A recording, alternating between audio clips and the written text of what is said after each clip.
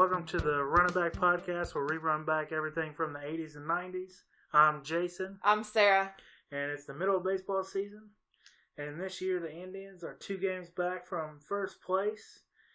It's pretty much their peak of season. It's going to end soon. And today, we're going to watch Major League to see another Indians team struggle in the beginning and come back to finish the season out with a win. It's a wild thing, man. It's wow.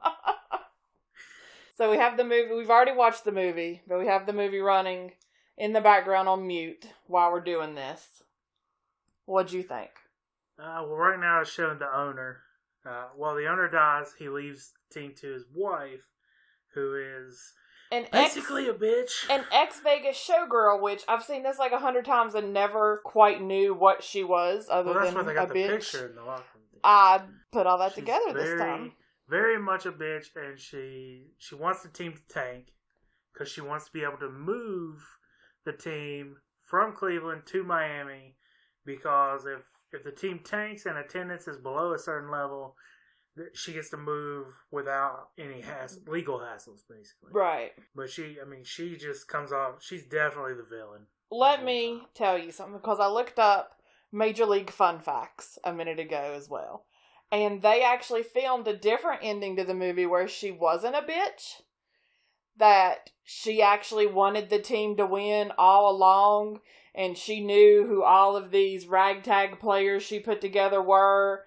And she knew that the manager was the man to put all of these people together, and secretly she wanted them to win. She knew just what to do to make it happen, but she didn't want it to seem like that because other clubs would be interested if they knew she was interested, and they tested it, and audiences hated it because they liked that she was the bitch and they liked rooting against her at that point. Because it was like late in the third act when it was revealed. Like, she tells the manager her whole plan. She's like, and I'll fucking fire you if you tell anybody.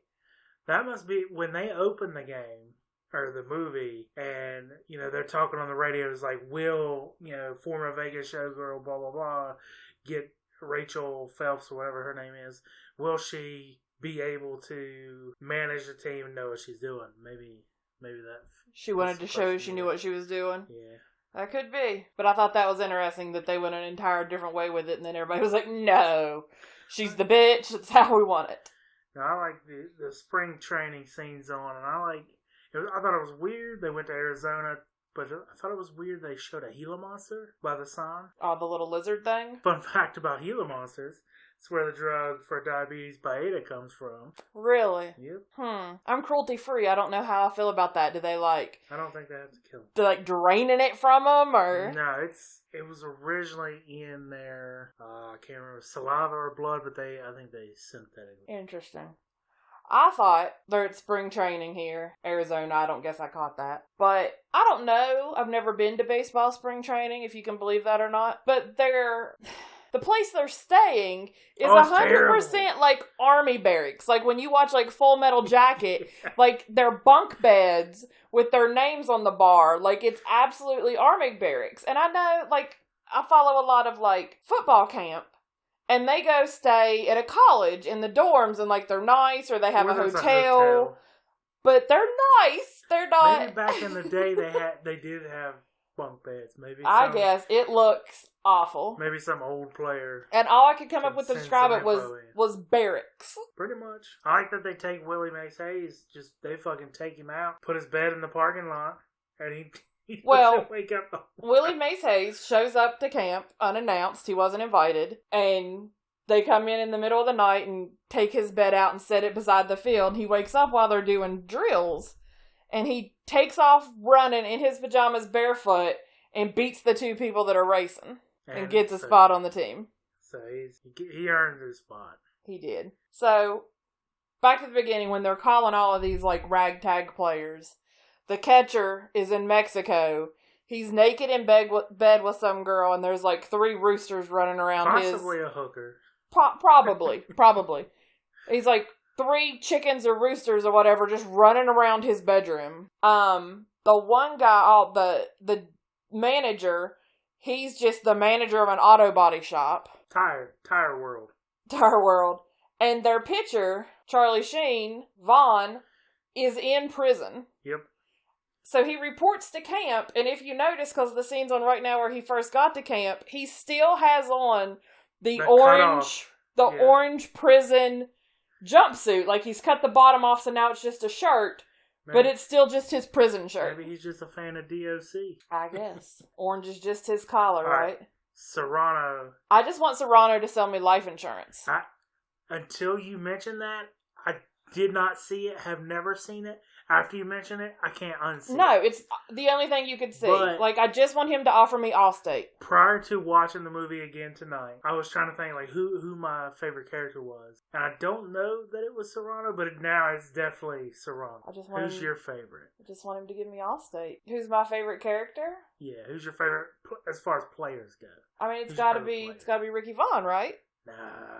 Yeah. It kind of centered around him, or at least it gets to be that way as far as the next movie. Well, we're not talking about the next movie. We're talking about this movie. I like Serrano the best. And Jobu. He's good. His little spells. Jobu. That's another one of my fun facts here. In 2016, the actual Cleveland Indians hollowed out a locker and made a shrine to Jobu. There's a picture of it. I'll put it up on our Instagram when this comes out. But there's Jobu, and there's a flag behind him that somebody's like knit or crocheted or whatever, that has a picture of him as well, and there's a banner over his head that's like, it's not wise to take Jobu's rum. Oh, do they actually have some rum? And there's like rum and candles and incense stuff burning around him. I don't know how the 2016 Cleveland Indians did, if Jobu woke their bats up or not, but I thought that was interesting. Also, like, so they're in training camp and they tell them, if you have a red slip in your locker, you need to go see the manager. Right. You're going to be cut. Sent back to the minors, whatever. And Serrano has that snake. He has a giant snake doing some voodoo around his locker. And then Willie Mays Hayes has a little tiny green snake in front of his locker. But in the background of Serrano having his big snake is Harris, who is this old pitcher who's very, like, Christian religious. And he's just holding one of the cleats, like, ready to smack this snake at any second, just terrified. And then it cuts to Willie Mays, who has, like, a little tiny garter snake, just... And then he doesn't have the red tag in his locker, and he looks at the snake and freaks out, like, oh my god, I can't believe I touched this thing. I liked that, too. But I never noticed that he had a shoe in the background, like, in case he drops this snake. But I like how the manager sees whatever people are doing wrong. He's like, next time I see you do that, you give me 20 push-ups. Like Willie Mays Hayes trying to hit a home run, hitting the ball up in the air. He's a hell of a manager to be also the manager of a tire place. I mean, you got to know how to work people. I guess. They tells Doran every time he misses a ground ball, he's got to do sit-ups. 40 sit-ups. And Doran gives him his contract. And he's like, what do you think about that? I don't have to do this. And the manager throws his contract on the ground and just starts to piss on him. Opens his fly and pees all over it, just looks him in the eye. And I was like, oh my god. I mean, I'm not a man, I don't have a penis, but I feel like peeing on something while you're making direct eye contact with a guy is a real weird power move. It can be pretty weird. Awkward. Yeah. So, Serrano and Jobu. Serrano can hit fastballs, anything straight. He cannot hit a breaking ball or a curve. Right. Or probably a slider, since it kind of curves downward. And just doing anything he can just to get that hit. He's putting spells on his bat. He's praying to Jobu. Harris, who's the religious guy, they're constantly at each other. And he says, you ought to dedicate your life to Jesus or something like that. And he goes, oh, Jesus, I like him very much. But he does not wake up bat. And he was like, are you saying Jesus Christ can't hit a curveball? Yeah, that was a good one. I loved that. Also, later in the movie, Harris is trying to lead a team prayer, but nobody's into it. And Serrano's doing his offering to Jobu, and like a bang goes off to wake up bats. And twice in the prayer, maybe 3 times, he takes the Lord's name in vain in the middle of his prayer. Like, stops praying to be like, Jesus Christ! Yeah. I just thought that was hilarious. And then the sprinklers went off because of the smoke from the Right. The spark. the offering to Joe. Right. And then Harris takes against his advice. He Takes the his rum from Jobu. He was told it is a very bad idea. He's walking out of the dugout. He's like, "Hey bartender, Jobu needs a refill." And whoever's batting slips, throws the bat and just drills knocks him in the back him of the head. absolutely out. But then he comes around at the end of the movie, not to get ahead of ourselves. And in the last game they show, he has a little tiny. He's warming up, and he has a little Jobu with a Cleveland Indians jersey on. I think it was the Jobu. I didn't know if he was allowed to borrow it or he went and got his own Jobu. But it had a little tiny Cleveland's Indian jersey on. It was beside him warming up. Also, I used to be a huge baseball fan, and I have so many questions about what is going on with the pitchers. Is there a pitch count? Cause whoever starts the game also ends up finishing the game. And this man, Harris is he's 50. He's pushing 50 or 60 here, man. And he starts a game, and in the 9th inning, he's still freaking pitching. Well, he was tired. They had to pull him. Vaughn, Wild Thing, is a starter, but he comes in to close the game. And then in another game, he starts but pitches the whole thing, and it just is anarchy. Usually in a baseball game, there's 3 pitchers at least. There's the starter, there's a middleman, there's a closer. It all depends usually, if you're running hot. Usually, unless you're pitching a perfect game, they always call in that closer. But this was just pure pitcher anarchy. And I'm guessing there just wasn't a pitch count in the 80s, and that's why everybody had Tommy Johns. They were just making it for the movie. I know it's for the movie, but it bothered me. I thought Jobu looked a little questionable. I love Jobu. I kind of want one. Yeah, but he looks a little like if Jobu was in a movie today, they'd be like, Jobu's racist. Like, whoever made Jobu. Is that what Jobu really looks like, though? Is that a real thing? I don't think so. I'm not up on my voodoo. Is Jobu a real thing? I doubt it. I think they made Jobu up. Yeah, let's take a pause for the calls and Google Jobu. But also, Willie Mays Hayes goes for his first steal against the Yankees, and he misses the bag by about 2 feet. Reminded me of Greg Maddux. Yes, I have a Greg Maddux comparison in the last game where Taylor is bunts the ball and is running for first because he's old. Are you going to want me to tell the story? You can tell the Greg Maddux story. He was playing for the Cubs at the time. That was Greg your Maddux team. Has played for the Braves. He ended up playing for the Cubs, which is my team. We are in Pittsburgh. He pitched one of the nights there. He goes up to hit. He miraculously gets a hit that any normal Major League Baseball player would get a double off of. And I could see it happening about 5 or 6 feet before he gets to first base. The entire crowd is cheering. Just go. Before he gets to first base, I see him turn to round the bag. And I jumped up and I started yelling, "No! Stay back!" Because he was so slow.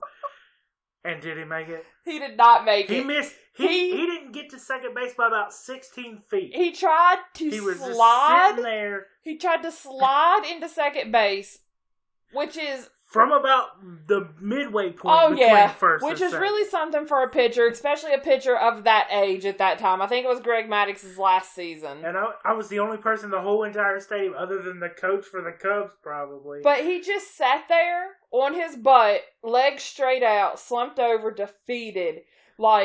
It could have been a scene from a movie, just how defeated he absolutely looked. I told you not to go. Everybody around you was like, "Oh man, you had a point, didn't you?" Everybody was go. And you were like, "Stop! Go back! Oh, poor Greg Maddux. Now, one of the best parts of the movie, or through the entire movie, is Bob Uecker playing the play-by-play. Bob Uecker 100% made this movie. And I was looking up my fun facts, and he was in there that he was just told, what's his name in here? Something Doyle. Bob Doyle? Something, I don't know. They were like, we just want you to be that character. We wrote you no lines. Just say what you see on the field. Say what you would normally say in the booth. Just improvise it. So everything he did was improvised. He was good. He would also always had that bottle of Jack and some Miller Lite. He had a couple bottles of Jack because he finished most of that first bottle during the first game. But while we're on the topic of, I guess, product placement, there was some Adidas cologne in some of the lockers in training camp. Most of the shoes were Adidas. There's Bob Uecker's Jack Daniels and Miller Lite. One of the signs in the stadium was a Budweiser sign, though, which I thought was weird. And I'm guessing it's just because that was the sign in the stadium already. That was actually all the other ones were replaced with Miller Lite. There's the commercial that they do for American Express, where Willie Mays slides in at the end saying, "Never steal home without it." Mm-hmm. So that was good. But there's also you love your product placement. Seagram's coolers, which I thought was weird. And then a weird one, which is probably just that it was in the baseball park, was a sign for Winston cigarettes. Well, this wasn't the time when you could do that because the Haywood had a big old char. The player for the Yankees that keeps popping up through the movie just had a huge thing of stuff in his mouth that he kept spitting everywhere. The scene that's on now is Vaughn finding the red tag in his locker that means he's been cut. He needs to go talk to the manager. But he wasn't actually cut. He threw this huge fit in the manager's office. And he was like, I like your fire, but I didn't cut you. And he walks in and instantly knows that it was Dorn. That it was Dorn that did it. Like, Dorn's an asshole. No questions. He just saw him and immediately tackled him to the ground. Dorn's an asshole, but I have more to say about that. Dorn's a huge asshole. But I like Uecker's drinking and his everything he says. Like, if you haven't noticed, and I know you haven't because nobody's here. Yeah, but I guess judging from attendance, you haven't. But I like the super fans too, like those three guys that are always in the outfield. Right. Well, here's the thing. I don't know what they were called. I have them as the mini tribe in my notes. But there's three guys and an extremely old lady. Was she their mom? Was she just the first? She was just there in the stands because they showed. Was she just the first diner, super she's fan? Not with them. But she's always in the stadium, and she has on the headdress, and she's always with them. It's funny. In the beginning, they talk about they're going to have a free night for anybody that was alive the last time the Clevelands won the pennant, and I was like, oh, they're talking about her. She gets in for free. She's the original super fan. But I like the catcher, Taylor, kind of holds the whole team together. I mean, the coach does a little bit, but he keeps everything in balance. And one scene that really showed that was when Vaughn drills that dude in the back. The Yankees guy. He hits him with the ball. They start mouthing back. He gets tossed. Right. He starts mouthing to the ump, and then he starts talking. The player that got hit starts talking trash to him. Taylor walks the baseline the entire way. Oh yeah, he definitely to keep that guy from coming at Vaughn. Yeah, he walks him. He walks him back to the dugout. Oh, the groundskeepers were hilarious too. They are actually an actual father and son. Did not know that. Fun fact. It was my fun facts. So, you brought up Taylor. Now, I've seen this movie a bunch. He's always been, like, one of my favorites. He's the father figure. He's the veteran. He holds the team together. He's slightly a bit of a stalker. Okay? Oh, yeah, he followed her to 2 different places. He does a lot. So he sees his ex-girlfriend at dinner. He goes to the lobby and calls her, so she has to go to the lobby as well and pick up the phone. He begs for her number. He won't take no for an answer. She tells him no 100 times and then gives him a fake number. So then he goes to her work, shows up at her work, and then he follows her from her work to what he thinks is her house, but it's the now fiance's house. Which, he just gets off the elevator and is apparently just in the house. Right, I guess like a penthouse situation, but you would definitely need like a key to like go to that floor, you would think. But so he follows to the fiance's house. That doesn't work out. So then later, he sees her in the park, just leaves, like, shin guards, cleats, and all. Takes He the can't. ballpark golf He cart. takes the ballpark cart that has, like, the Cleveland Indian batting helmet on top of it, so he's super inconspicuous. Tells her to what is actually her house. He's a super stalker. Like, that's like, I would put him in jail. And she didn't lock her door at all. She just No. walked right up on in that He place. always is just walking in somewhere. I don't know if you just didn't lock the doors in the 80s. I don't know. It was very creepy. But he's still somehow like the hero of the story, even though he's hella creepy. So they're at dinner now. So he takes Taylor, the veteran, takes them to this very fancy restaurant. And Vaughn is sitting there, and I've always noticed that he just has on, like, the cut-off leather jacket and the tie that they made him wear. But for the first time I noticed he also has on a mesh tank top underneath his leather jacket. Because at first I was like, oh my god, does he not have on a shirt at all? But he has on a black mesh shirt, a cut-off leather jacket with, like, paint all over it, and then the tie they made him wear. And he goes, I feel like a banker in this. What do you mean he's not used to that? He barely wears sleeves. He wears sleeves. He did in the last game have on, like, a turtleneck situation. It was weird. It I guess it was, showed his growth. It was a 1-game playoff, so it would have been the first week of October. His character development. The better he got, the more sleeves he got The to more wear. sleeves he got to wear, that's right. So, at this point in the movie, the owner decides that they're doing too good for her liking and decides that she needs to take away some of the amenities and not upkeep anything. They roll that plane out Right. that's supposed to take them on this road trip. The fucking pilot is duct taping the propeller together. Mm-hmm. And when they get where they're going, Euchre announces that they have propeller lag instead of jet lag. I didn't catch that, yeah. And then the bus was all It's somehow jacked up, even worse too. than the plane. Yeah. It was all bad. But speaking of Taylor being a huge stalker, walking up into the fiance's penthouse during this most awkward dinner party ever. Right. I kind of feel like that dinner party may have been awkward before he got there. A little bit. Like, are the one people, like, his parents? Because they were looked, much older. like, in a different age group than everybody else. The other couple looked about their age. Right. The redheaded couple on the left was really digging Taylor. Like, the real, wife? Like, as soon as he walked in, she kind of, like, piqued her interest. The wife was super into him, very thirsty, until she found out he made the league minimum, and then her thirst level dropped instantly. Her thirst level dropped, but it didn't go to 0. But I like where he's talking about his plans. He wanted to move to Hawaii, have 2 kids, and they'd be Olympic champions. And he just starts dropping these hints, and then the fiance is just sitting back realizing he's talking about his soon-to-be wife. Right. And having kids with her because she was a swimmer, and he listed the events that they would swim, and they were her events. And then the party guest made it super awkward by being like, weren't you a swimmer? What event did you do? And then at the end, he was like, oh. Yeah. Yeah, it was very, very awkward.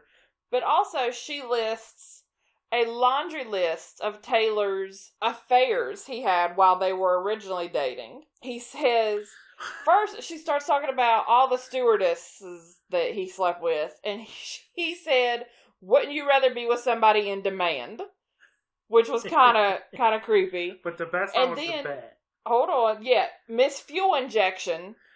And he said, that wasn't my fault. She bet me $50 that she had a better body than you. I had to defend your honor. I was like, are you gaslighting her right now? Like, what are you doing? At that point, everybody in the library stands up and turns around and is like, well, Well, they stood up because Lynn was like, I have a way better body than she does. And he was like, well, she did, yeah. And then she starts talking about his surprise birthday party that she threw that he never showed up to, but they did show up to serve him papers for a paternity lawsuit. So, I mean, he's really painted as a dirtbag. Yeah. But somehow I still like him. How'd they do that? I think it's because he helps keep everybody else together.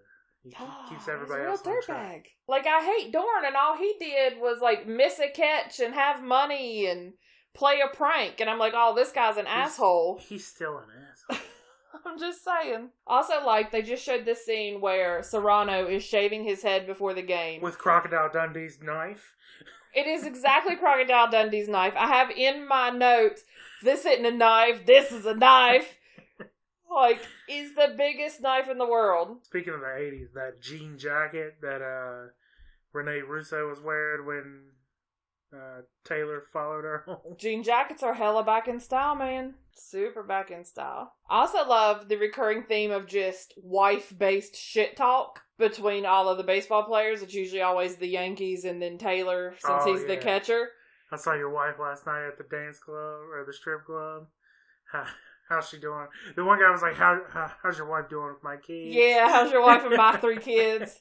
I saw your wife last night with some guy. I'm sure they were just friends, but what was he doing with her panties on his head? This reminded me of a movie we'll have to do later in Bull Durham when Crash is the best.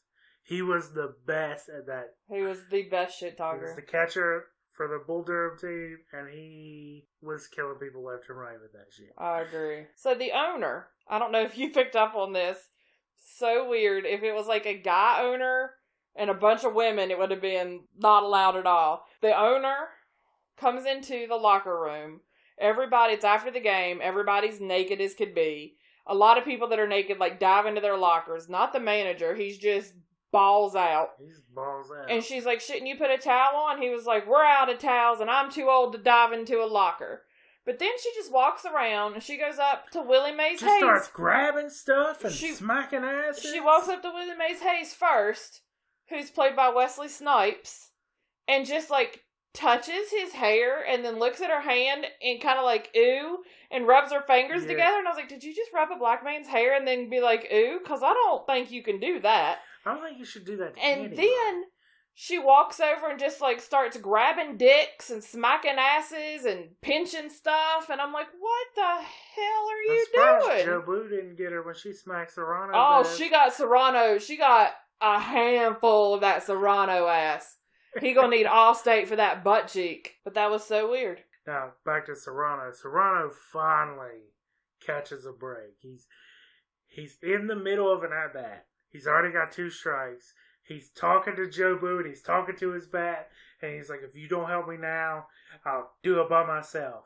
And he gets a straight heater that he blasts out of the park. He does not drop the bat. He carries it all around. That is his bat now. Major League fun fact, the actor who plays Serrano actually hit that home run. Really? He hit every home run that he was asked to hit.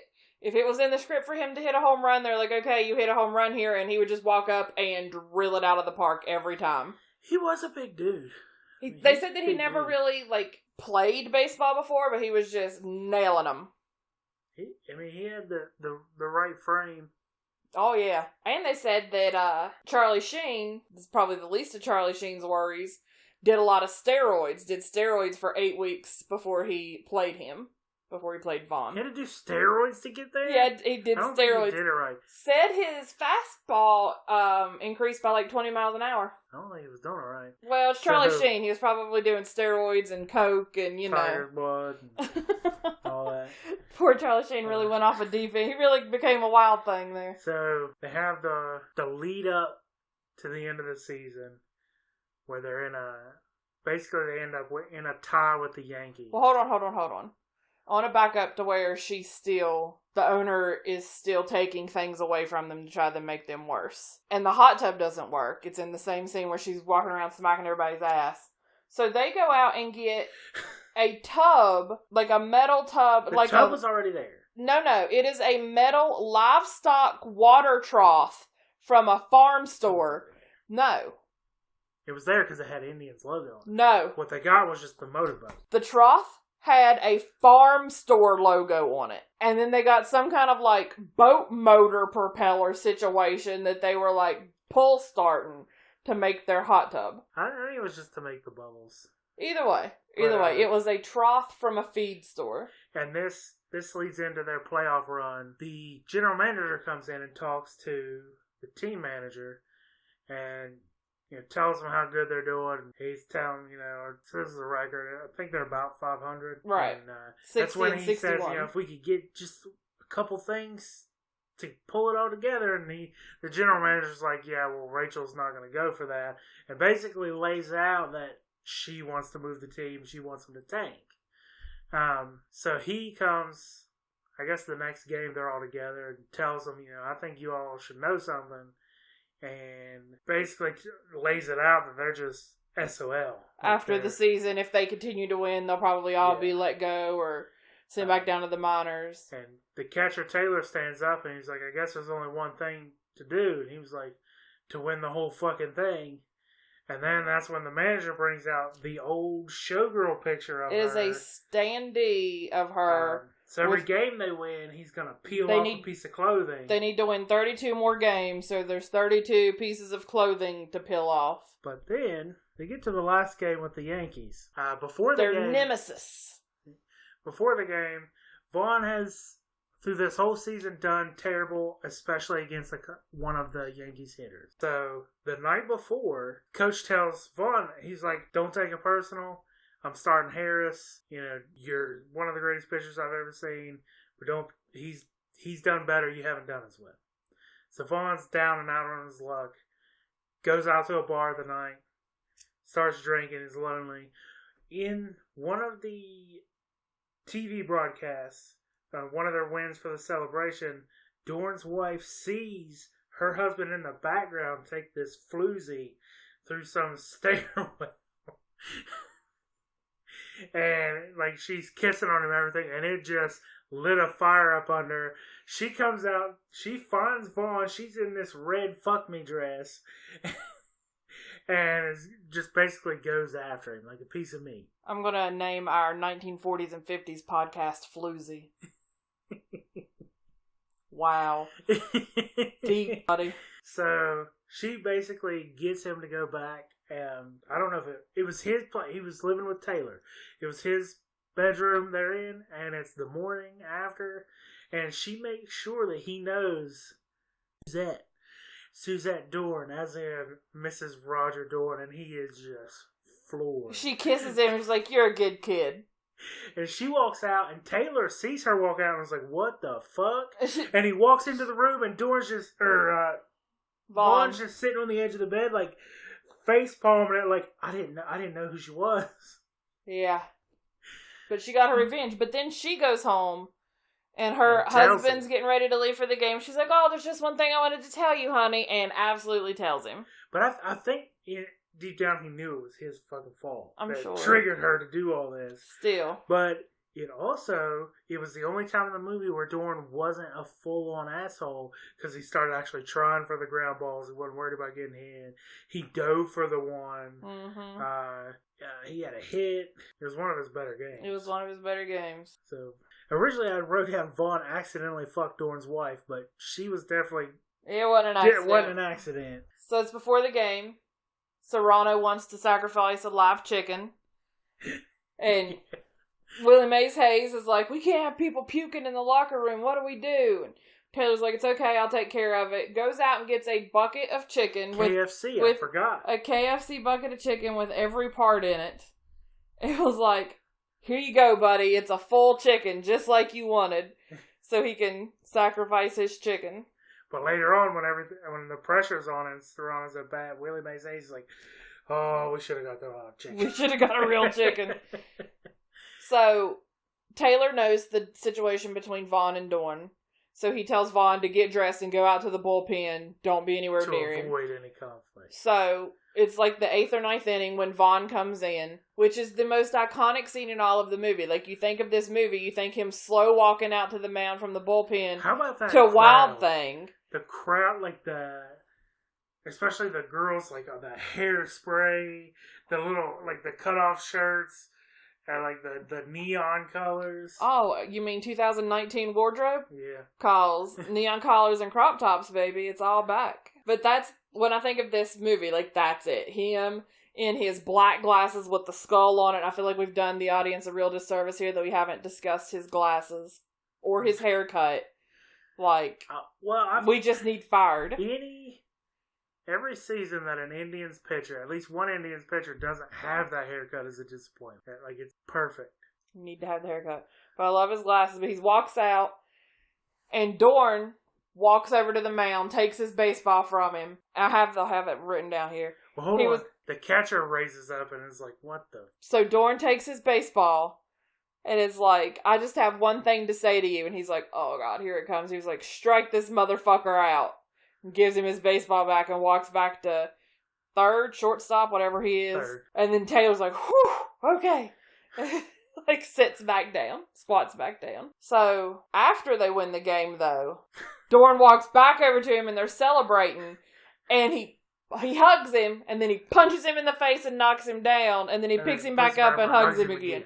I was like, that's not too bad. Like, you screwed his wife, you got punched in the face once.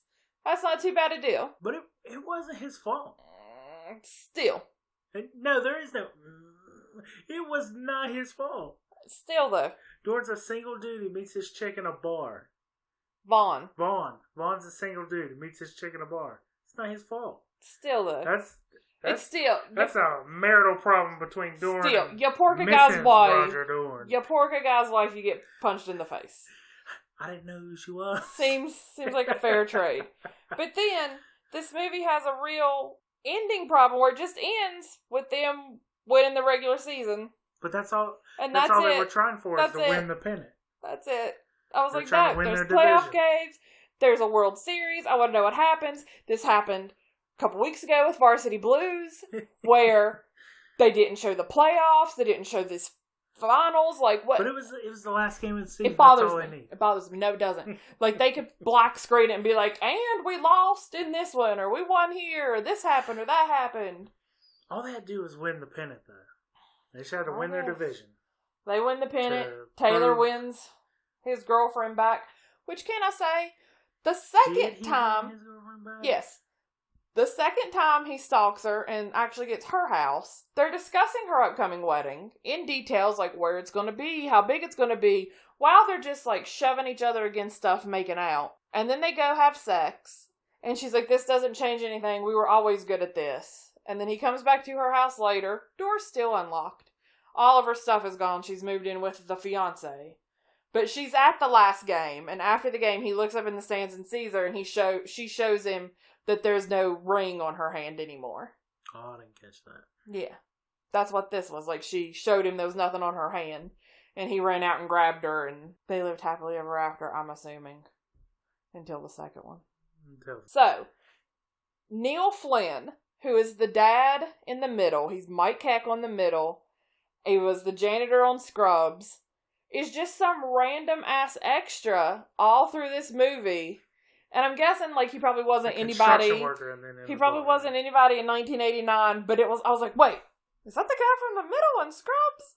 Like how in the bar scenes, like when they're watching the away games or whatever, there's half the construction workers, and then the other half are like punk rockers. Yeah, it was like the construction workers are there temporarily. Just invaded a punk rock bar. They invaded a very punk bar that doesn't seem like they would have the baseball game on, but they did. I mean, if you have a town like Cleveland where somebody's doing something good at this time, I guess, then it kind of brings everybody together. So, more fun facts. They said that they based Serrano off of the Alou brothers, Matty, Jesus, and Felipe Alou. He was a combination of all three of them.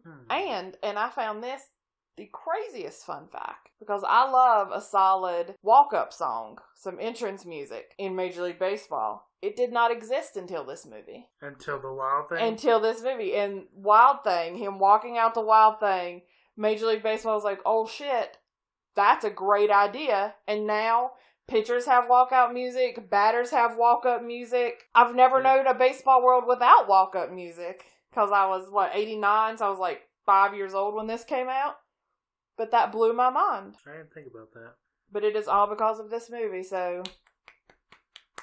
Golf clap for it.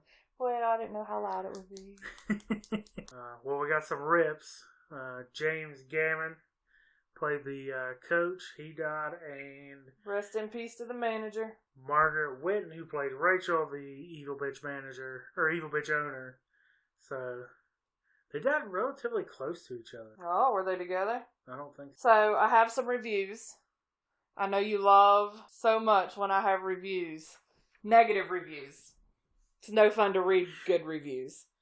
It was actually kind of hard to find solid negative reviews for this movie, but there were some. This one, I have a hard time understanding. I thought maybe you could help me.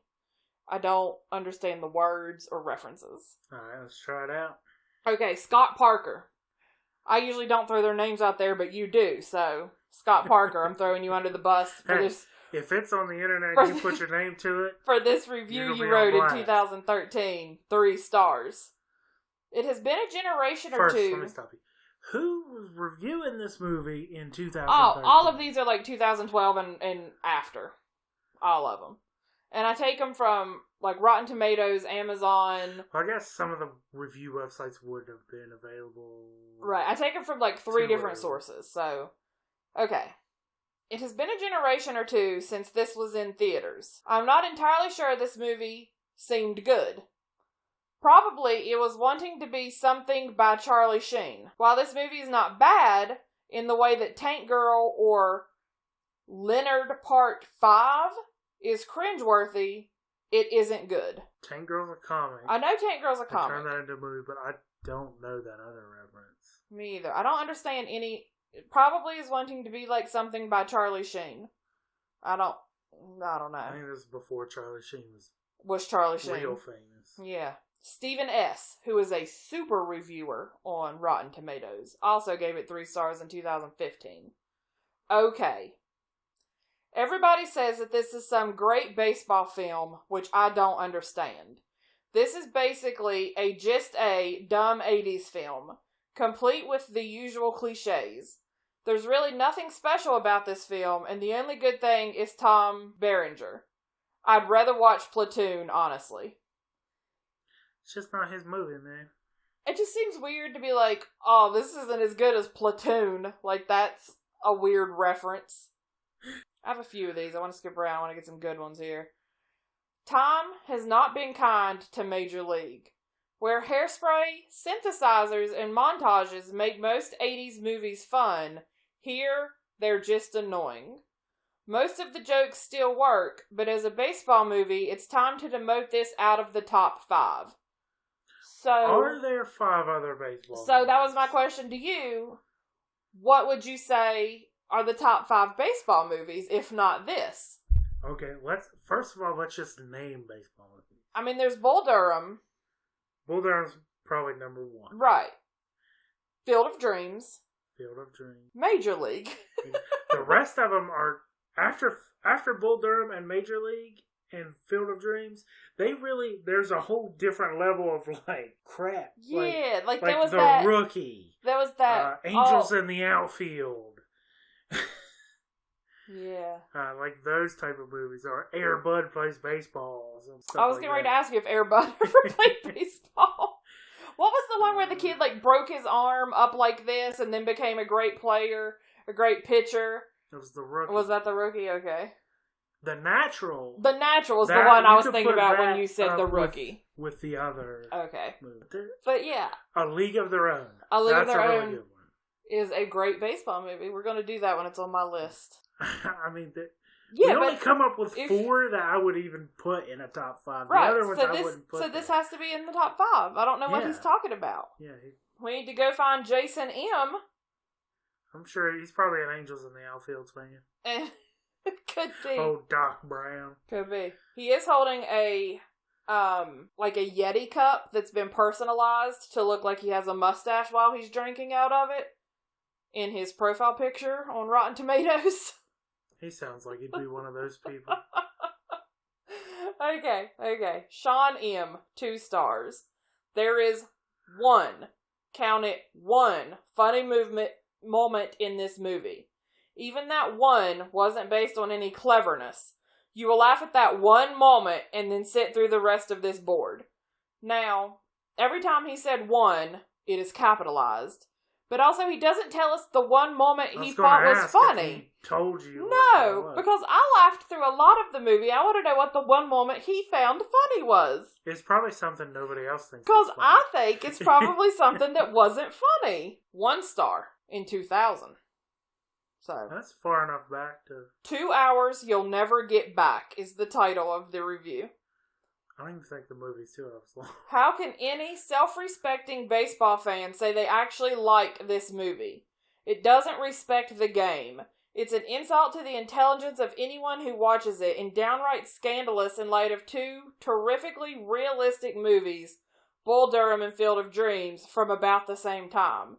If you want slapstick pratfalls and sophomoric humor, there are a lot better places to go. If you want baseball, stay away from this one. I don't know if there's slapstick pratfall humor in this movie. Like, I would call that more of like a Naked Gun situation. Yeah, they just wasn't. And I don't feel like you can compare Major League to Bull Durham. Yeah. Like, they're both baseball movies, and that's pretty much where the comparison ends. Yeah, like there's movies that are about baseball, and there's movies that happen to have baseball in it. This movie falls basically between those, because there's more baseball than there isn't, but it's not just about. This one says it's a Bull Durham wannabe, which not even close. I also disagree with. I don't even think they were trying to be. No. Okay, this is the last one I'm going to read. And it's kind of a little bit of a long one, but they just are so self-important. And I love when somebody that reviews something is so self-important. Okay. 2 stars from John L. in 2012. Because you really want to wait 20 years to write a very sophisticated, self-important review. I really tried to like this movie, and I did like some of the characters' performances. Obviously, Sheen. But it was riddled with bad jokes. Let me stop you there. I don't think he was the best actor in the movie. He was a good actor, but no, probably not. I mean, he honestly, as far as lines go and actual acting, dialogue, he didn't have a ton. Lot. No, well, he's, a fairly new best actor. actor in the movie is either Taylor Serrano, the coach. The coach is probably the best. Right, the manager is probably the best actor. I would say Euchre, but he was just being himself. Euchre's really good. Okay. Obviously Sheen, but it was riddled with bad jokes, unrealistic actions, and just a really cliche, annoying plotline. It probably would have been funnier in 1989. It probably would have been funnier if they didn't pretend like they were in the major leagues. Perhaps the comedy went over my head. If the characters were all supposed to be parodies of themselves or something, I'll give you an example of things that were not funny. The random Christian guy telling everyone to pray all the time. As a viewer, you get to the point in the movie... You only told him to pray once. Yeah. This is somebody who is harping on little things. He butted heads with Serrano several times, but... They came around. They're buds at the end of the Right. He traded in Jesus for Jobu there at the end. Yeah. And I was wrong. Jobu is not wearing a Cleveland jersey when he's in the bullpen with him. It's just a white and red shirt. You were looking stuff up earlier. Is Jobu real? I'll get back to it. Let me finish this. The Christian guy tells you to pray all the time. As a viewer, you get to the point in the movie and you're like, why am I watching this? Then you start to list in your head every possible thing you could be doing instead of watching this. Maybe it's because I'm an actual fan of baseball that this movie is so shameful. I just can't stand viewing a bunch of characters with the thought process of an infant wallowing around in their annoying cliche problems. Pause. Well, that was the end. But that is the most self-righteous asshole who has never played a team sport. That's what I was thinking too. I was like, you've never... See, stop. Farm and Fleet stores on the feed trough that they have turned into a hot tub. I had to make a point. I will concede that. I'll give you that one. Yeah, you'll concede it because it's in front of you. But he has never played it, or she, whatever. John L. Well, John has never played a team sport or been in a locker room where even though about half of the guys in the locker room are intelligent, they are smart, you get a group of guys together, they're going to act like that. I think it takes it further. I think John has never had a friend because Wow. Even... I'm just like, he's never played sports. John's lonely and needs to die. I didn't say he needed to die. He's just never had a friend, or at least a good friend. Because even when you're just friends hanging out, you do stupid stuff and you bust balls. And even as a girl, like, he just doesn't seem to be around girls people. They don't go to the same level as guys do as far as ball busting goes. No, we mean it. We'll go for your soul. Girls are mean. We're Guys awful. are just, there's low blows, and then girls are like fucking... We're catty. Like, what's the word? Psychiatric warfare. I would agree with that, yeah. It's easier to just be friends with guys, man. Yeah, but I feel like old John didn't have any experience in a locker room or with a team full of people where he had to spend a whole lot of time. Like, you gotta think, it's 162 games, and they start spring training sometime in like March. February now. February, March. Yeah. It's going to get a little sophomoric. So if they just play the season, that's to the end of September, sometimes the first week of October. So that's most of that's like entire 8 year months together with those same people. Right, you run out of intelligent. You're spending more time with those people than you are your family. Yeah. It's going to get a little slapsticky. Yeah. I played football, and it's only from August to December. So yeah, it gets. I mean, just friends, man. Just John, if you're listening. John's not listening. I hope John has better things to do. He's got an Excel spreadsheet with watching his baseball game because he's a true fan. Oh man, see that's the thing too. Like I've fallen off a little bit, but there was a time in my life where you sat down to watch baseball games. Lived and breathed by the Atlanta Braves. Boo. Boo. Let's go, Cubbies. I would watch so much baseball. Baseball is a time-consuming sport. Yeah. Like, you have to, it's hard to watch on TV. You dedicate a damn day to that. And I would dedicate all of my days to that. Like, we bought the MLB Now Pass thing so I could watch all the Braves games. So I was a pretty big fan, and I really like this movie. I don't know what John's talking about. I will say that baseball is hard to watch on TV, but actually going to the games is fun. Do you remember we were at our friend's house? We were actually staying there for like the weekend. And it was the 9th inning of a Braves game. And I was like, man, can we just watch? Like, he hated. I was like, it's the last inning. The game's all tied up. Can we please just watch this inning? It went 18 innings. They played a whole nother game. It went a whole nother game. They couldn't turn it off. No. Because it might end at any second. You don't know it's going to go 18 innings. I'm surprised he even still talks to me. Even at the time, even though he didn't like it, he was still intrigued because, hey, it could end at any second. Shit could pop off at any moment. And it did. We don't know what's going to happen. It didn't pop off at any moment. I think they had... Fun fact. When we were in college, and one of the weekends around my birthday, you got us tickets to the whole series, the Friday, Saturday, Sunday night games. And we stayed at the hotel behind PNC. Right, in Pittsburgh. And here's where the fun fact comes in. After the 9th inning, if they keep going, every 7 innings, they do the 7 inning, right, 7th inning stretch. There is also a 14th inning stretch. In the middle, so now is him unveiling the standee where they're going to take off her dress one piece at a time. And I got to tell you, when they get her fully undressed, she is not a bad-looking woman. But she's a terrible person. Well, would you have preferred alternate ending her that was a good person? It would have made for a good movie, but I don't think... She's think still trying to move him in the second movie, right? I just don't think it would have made sense. Wouldn't have really made sense. No. Yeah, I don't care for it. So, I know your feelings on John. What do you think of the rest of the reviews? Do you agree? Disagree? No, I don't think you can compare it to Bull Durham.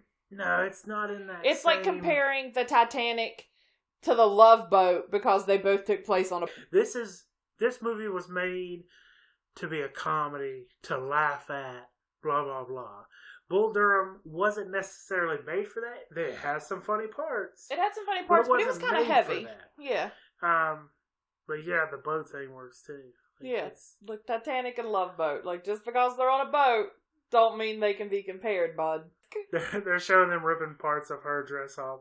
Now, like you said, I don't know if I've watched this movie unedited in a while, and some of the cuss words or whatever.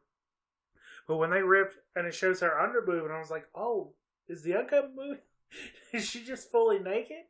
But she just has, there's like nipple tassels on. She has nipple tassels and like a sequins bottom. So what they really meant when they said Vegas showgirl was she's a high-class stripper. I mean, it's kind of what it looks like. Like, old Cleveland dude done T-Pained it.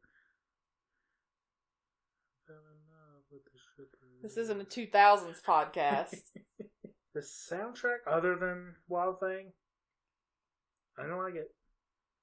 Well, it was really before our time. Like, we were alive, but you know.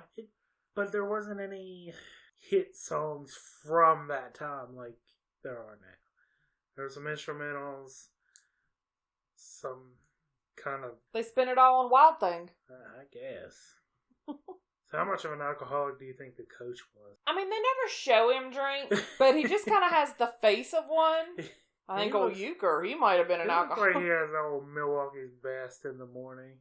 One of the reviews that I didn't read was talking about how there was so much, and just before I say it, let me finish what I'm going to say, so much Bud Light product placement in the movie that it became overwhelming and they couldn't handle it. And I was like, number one, it was Miller Lite. And number two, it wasn't like randomly tossed around. Like they had Miller Lite cups in the ballpark like they actually would have. It wasn't like shoving it in your face. It was like over to the side, Bob Uecker has a Jack bottle. You can't even see the logo. You just know it's the Jack bottle. You just know if you're us. I don't know that everybody just knows. Everybody, if you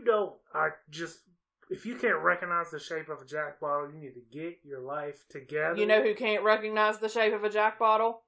John L. Oh. Yeah. Maybe some wine coolers? I don't know, man. You might get that kid some sparkling cider. Oh, he got to find a friend to drink it with. He's got no. Poor John. I hope you're not listening, John.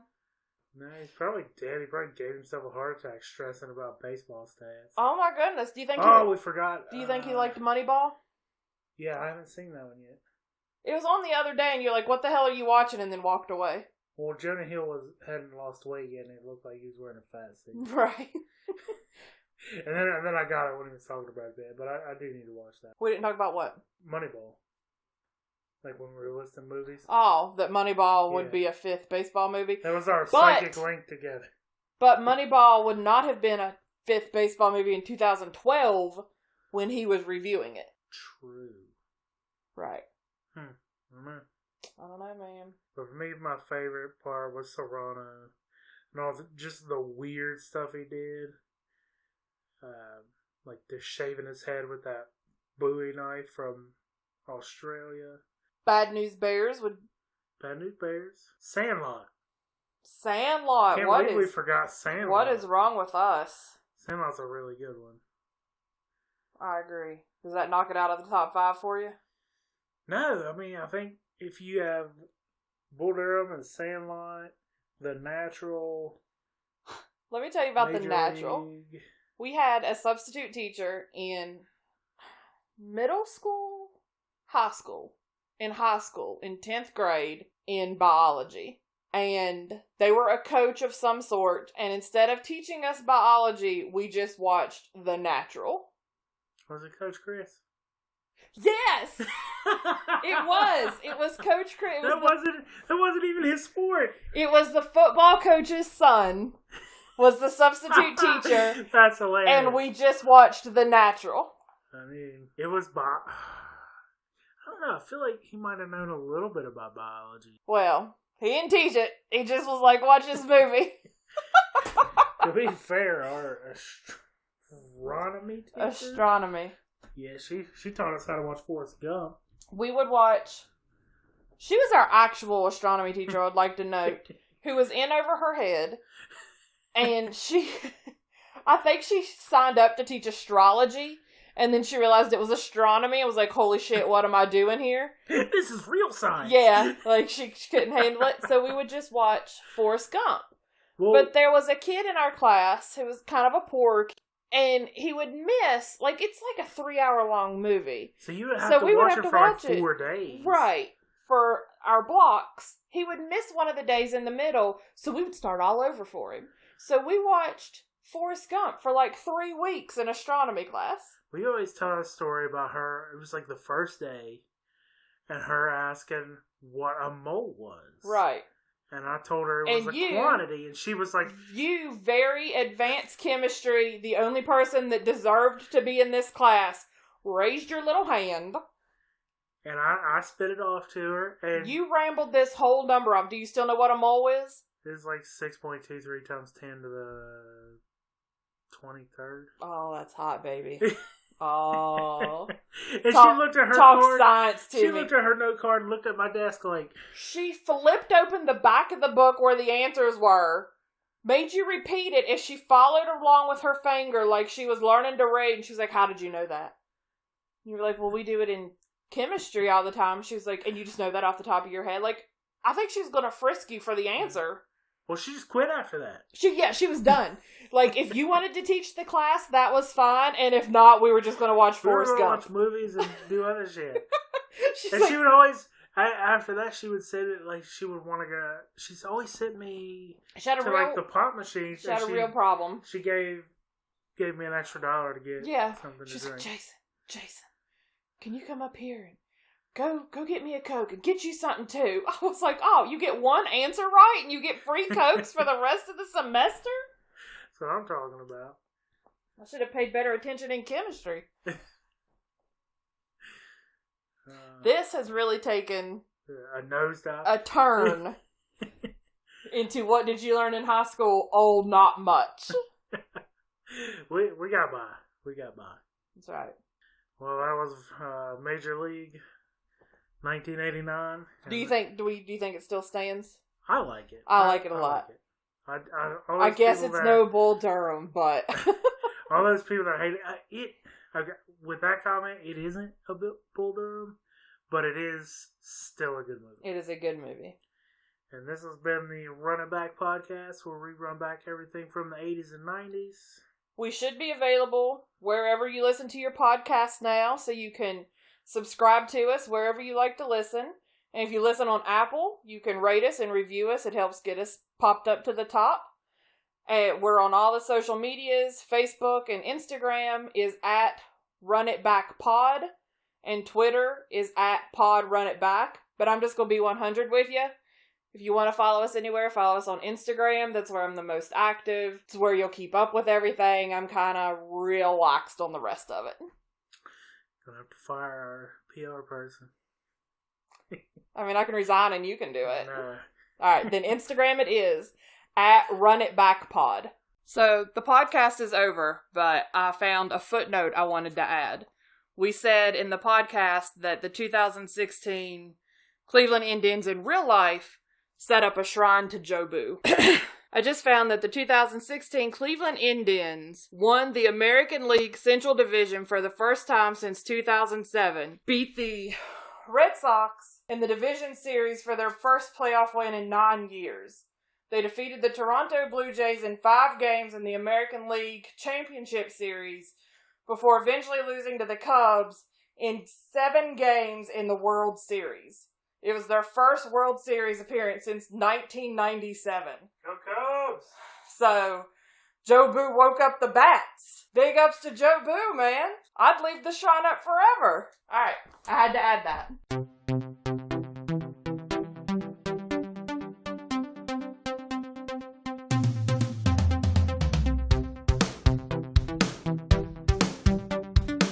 So, the podcast is over, but I found a footnote I wanted to add. We said in the podcast that the 2016 Cleveland Indians in real life set up a shrine to Jobu. I just found that the 2016 Cleveland Indians won the American League Central Division for the first time since 2007. Beat the Red Sox in the division series for their first playoff win in 9 years. They defeated the Toronto Blue Jays in 5 games in the American League Championship Series before eventually losing to the Cubs in 7 games in the World Series. It was their first World Series appearance since 1997.